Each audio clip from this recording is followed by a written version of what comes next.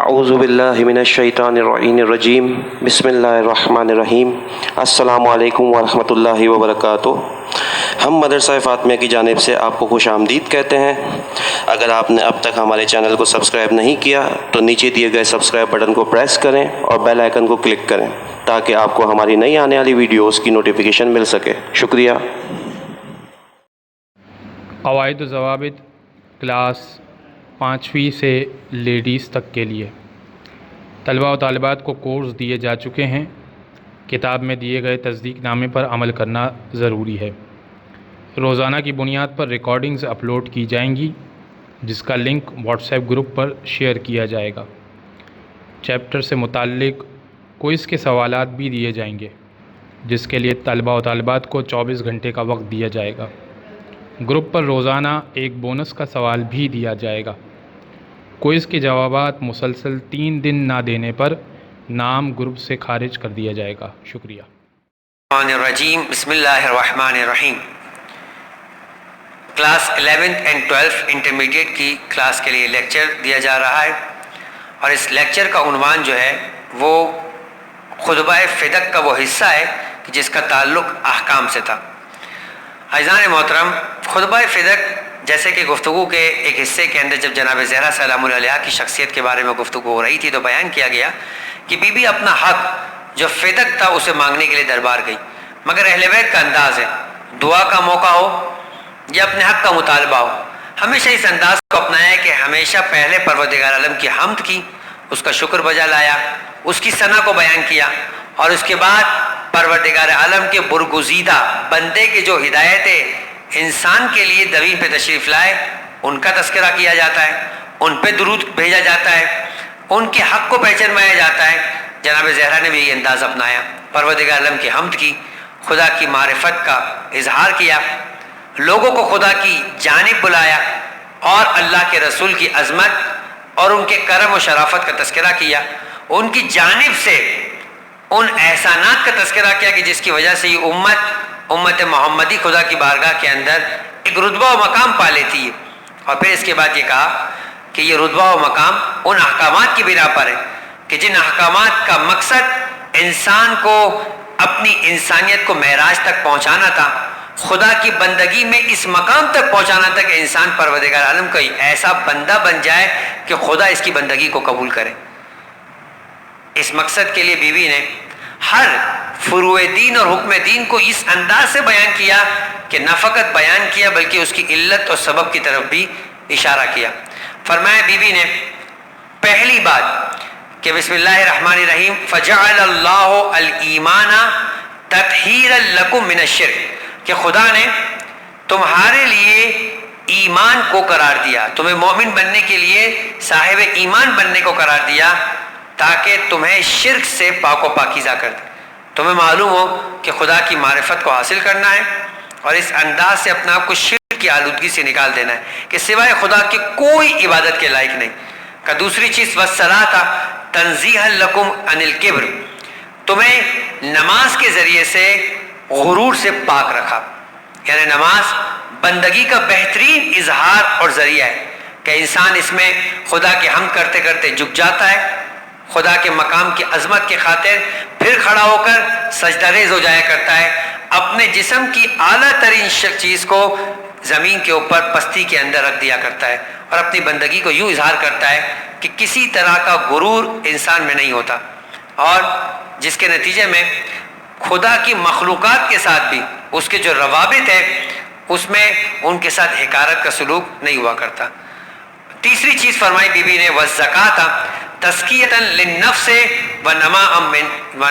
فی الرزق، کا زکوٰۃ کو فرض کیا تاکہ تمہارے نفس کو پاک کر دے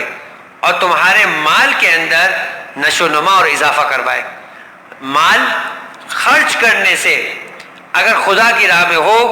تو بیوی فرما رہی ہے کہ مرد مومن کا ذہن کلیئر ہونا چاہیے کہ یہ مال کم نہیں ہو رہا، خدا کی بارگاہ میں ری انویسٹ ہو رہا ہے، پروردگار اسے 10 نہیں 70 نہیں 700 گنا کر کے پلٹائے گا، جس کا پروردگار نے اظہار قرآن مجید کے اندر بھی کیا۔ اور یہ بھی کہا کہ یہ زکوٰۃ کا دینا ایک طرف تمہارے مال کی سیکیورٹی ہے کہ اس میں اضافہ کرتا ہے، دوسری طرف تمہارے نفس کو مال کی محبت سے یوں پاک کر دیتا ہے کہ اس میں خدا کی محبت کو خالص کر دیا کرتا ہے۔ چوتھی چیز والصیام تثبیتا للاخلاص، ماہ سیام ہے، اس ماہ سیام میں آپ روزے رکھتے ہیں، روزہ کیوں؟ فرمایا تاکہ تمہارے دل کی اخلاص کا امتحان ہو جائے کہ تم چاہے خدا کی محبت میں جب کوئی دیکھنے والا نہ ہو، آیا مبتلات روزہ سے اپنے آپ کو بچا کر خدا کی بارگاہ میں ایک خالص عبادت کا عبادت گزار ہونا قرار دیتے ہو اپنے آپ کو یا نہیں؟ لہذا فرمایا والصیام تثبیتا للاخلاص۔ پھر اس کے بعد چوتھی چیز فرمائی بی بی نے کہ والحج تشییدا للدین، حج کو اسلام کی تقویت کا سبب بنایا کہ تمام مسلمانان عالم سال میں ایک مرتبہ خدا کے مقرر کردہ گھر کا طواف کریں گے اور پروردگار عالم کی جانب سے بیان کردہ احکامات کو ادا کریں گے،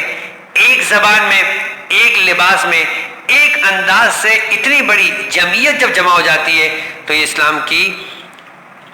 قوت اور اسلام کے مضبوط ہونے کا ذریعہ بن جایا کرتا ہے۔ چھٹی چیز فرمائی بی بی نے کہ والعدل تنسیقا للقلوب، عدل کو قرار دیا تاکہ تمہارے دل ایک دوسرے سے جڑے رہے، کیونکہ ظلم دلوں کو جدا کر دیا کرتا ہے، معاشرے میں انارکی اور افراتفری پھیلا دیا کرتا ہے۔ کہا جس معاشرے کے اندر عدل ہوا کرتا ہے وہاں اجتماعی روابط بہت مضبوط ہوا کرتے ہیں، ہر ایک دوسرے کا حق ادا کرتا ہوا نظر آتا ہے، کوئی کسی سے حق کو چھینتا ہوا نظر نہیں آتا۔ اس کے بعد فرمایا وطاعتنا نظام للملہ، بہت اہم جملہ ہے کہ ہماری اطاعت کو، ہماری ولایت کو دین کے نظام کا جو ہے وہ باعث بنایا کہ دین اسی صورت منظم ہو سکتا ہے، اپنے محور پہ چل سکتا ہے کہ جب ہماری ولایت کو قبول کیا جائے، ہماری اطاعت کی جائے۔ اس کے بعد فرمایا وامامتنا امان للفرقہ، کہ امامت کو اس لیے قرار دیا تمہارے اس آپس کے اختلافات کو ختم کر دیا جاتا۔ اگر اللہ کے رسول کی آنکھ بند ہونے کے بعد امت اسی انداز سے ہدایت کو قبول کرتی جس طرح پیغمبر اکرم نے مقرر کیا تھا، تو آج یہ الگ الگ نماز کے انداز، یہ روزے کے انداز، خمس و زکوٰۃ کا اختلاف، پردے کے مسائل میں اختلاف اور دیگر سارے کے سارے اختلافی عوامل حل ہو جاتے اور ایک انداز سے پروردگار عالم کی عبادت کی جاتی۔ فرمایا والجہاد عزا للاسلام، جہاد اس لیے کہ مسلمان اسلام کی عزت کو سرخرو کرے اور اس کی حفاظت کرے۔ فرمایا والصبر معونۃ علی الاستجاب، کا صبر اس لیے قرار دیا تاکہ تم پروردگار عالم سے اپنے اجر کا مطالبہ کرو،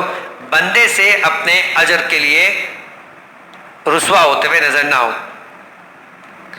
اس کے بعد فرمایا والامر بالمعروف مصلحۃ للعامہ، امر بالمعروف کو کیوں قرار دیا؟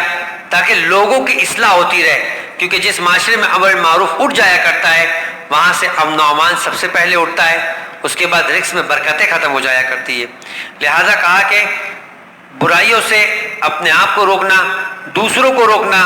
اگر کوئی برا کرتے ہوئے نظر آئے تو اس کو برائی سے روک کر نیکی کے راستے پہ کام کرنا، یہ ہر معاشرے کے اندر موجود ہر فرد کی ذمہ داری ہے۔ اس کے بعد فرمایا وبر الوالدین وقایۃ من السخط، بہت اہم پیغام ہے اس دور کے اندر کہ خدا کے غضب سے بچنا چاہتے ہو تو اپنے والدین کا احترام کرو، جس کے والدین اس سے راضی نہیں اس کا رب اس سے راضی نہیں۔ فرمایا وصلۃ الارحام منساتا فی العمر ومنماتا للعدد، اگر تم رشتہ داروں کے حقوق کو انجام دو گے تو تمہاری عمر میں بھی اضافہ ہوگا اور تمہارے خاندان میں بھی اضافہ ہوگا۔ لہذا نسلوں کی بقا چاہتے ہو صلہ رحم کرو، رشتہ داروں کے ساتھ سلوک اچھا کرو۔ جناب زہرا کے اس کلام سے ہمیں یہ سمجھ میں آتا ہے کہ ابھی ماہ رمضان مبارک کی آمد ہے، انسان اپنے رشتہ داروں کو، اپنے قریبی افراد کو فراموش نہ کرے۔ والقصاص حقنا للدماء،